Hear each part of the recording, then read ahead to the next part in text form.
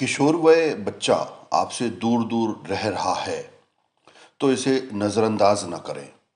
ना ही समीप लाने के लिए उससे जोर जबरदस्ती करें। इसके बजाय थोड़े से प्यार और समझ से इस दूरी को नज़दीकी में बदलने की कोशिशें की जा सकती हैं।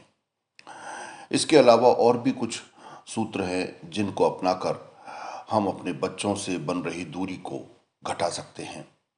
ये जानने के लिए मेरे इस वीडियो के अंत तक बने रहें। आजकल अधिकांश किशोर घर वालों से दूरियां बना लेते हैं। वो या तो अकेले समय गुजारना पसंद करते हैं या फिर दोस्तों के साथ।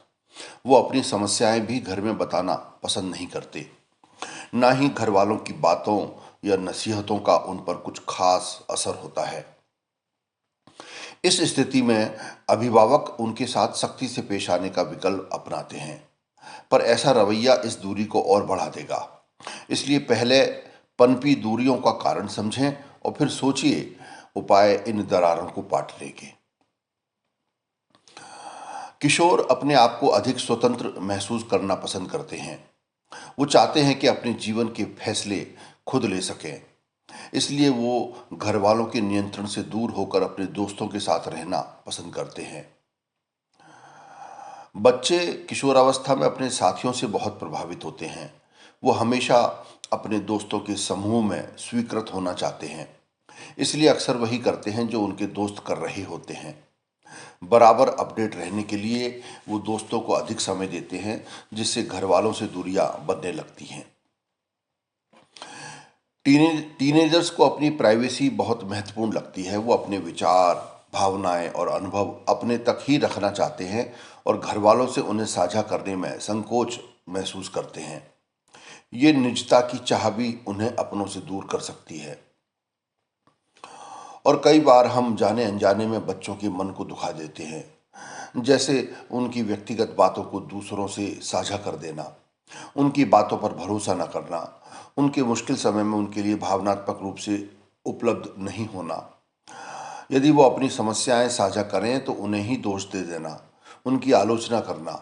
इस तरह के और भी कई उदाहरण हैं जिससे अनजाने ही बच्चों का मन दुख जाता है और इसके चलते वो धीरे धीरे अपने पेरेंट्स से, अभिभावकों से दूर होना शुरू कर देते हैं।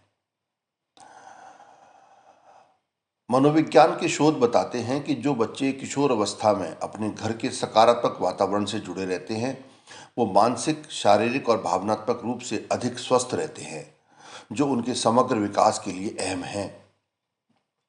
परिवार के साथ से वो सकारात्मक बनते हैं, अपनी समस्याओं को साझा करना और उनका समाधान निकालना सीखते हैं।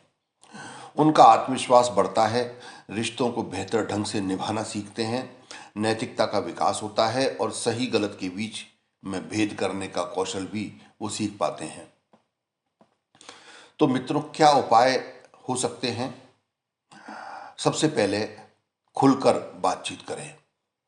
बच्चों की समस्याओं, इच्छाओं और विचारों को समझने की कोशिश करें, क्योंकि कई बार वो अपनी समस्याओं को कहने में संकोच करते हैं। ऐसे में अगर आप उनकी बात नहीं सुनेंगे तो वो आपसे बचना शुरू कर देंगे। इसलिए उनकी बात ध्यान से सुनें और खुलकर बात करें। जब उन्हें महसूस होगा कि उनके विचारों को महत्व दिया जा रहा है, तो वो अगली बार स्वयं आपसे अपनी समस्याएं साझा करेंगे। नंबर 2 का उपाय है, बच्चे से उसकी गतिविधियां साझा करें, अपनी गतिविधियां साझा करें। परिवार के साथ समय बिताने के लिए कुछ मज़ेदार और रोचक गतिविधियों की योजनाएं बनाएं। ये एक पिकनिक या खेल या कुछ और भी हो सकता है। चाहे तो बच्चे को ही इसकी प्लानिंग करने दें। इससे उनमें रुचि और पनपेगी और वो अधिक जुड़ाव और जिम्मेदारी महसूस करेंगे। नंबर 3 है संतुलित अनुशासन। अनुशासन तो बहुत आवश्यक है, लेकिन इसमें अत्यधिक कठोरता न हो। बच्चे को समझाएं कि अनुशासन के जो नियम आपने बनाए हैं वो क्यों ज़रूरी हैं और इसमें उनकी राय भी लें। इससे वो आपको गलत समझकर आपसे दूरी बनाने की बजाय अनुशासन को एक सकारात्मक दृष्टिकोण से देख सकेंगे। और एक और उपाय है, बच्चों को भावनात्मक समर्थन दें। बच्चों का ये जानना बहुत ज़रूरी है कि आप हमेशा उनके साथ हैं, चाहे परिस्थितियां कैसी भी हों। इसलिए किसी भी बात पर अपना निर्णय सुना देने से पहले उनकी बातें समझें और साझा रूप से उसका हल निकालने की कोशिश करें।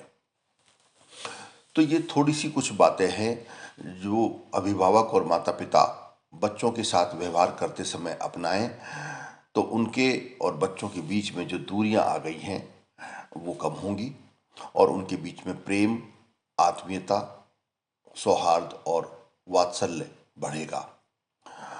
मेरा ये वीडियो पसंद आया हो तो इसे लाइक करें, कमेंट सेक्शन में अपने कीमती सुझाव दें और अपने मित्रों तक मेरे इस वीडियो को साझा करें। मेरे चैनल ब्लिसफुल अवेकनिंग्स को सब्सक्राइब करें ताकि भविष्य में इसी तरह के उपयोगी वीडियोस आपको निरंतर मिलते रहे। नमस्कार।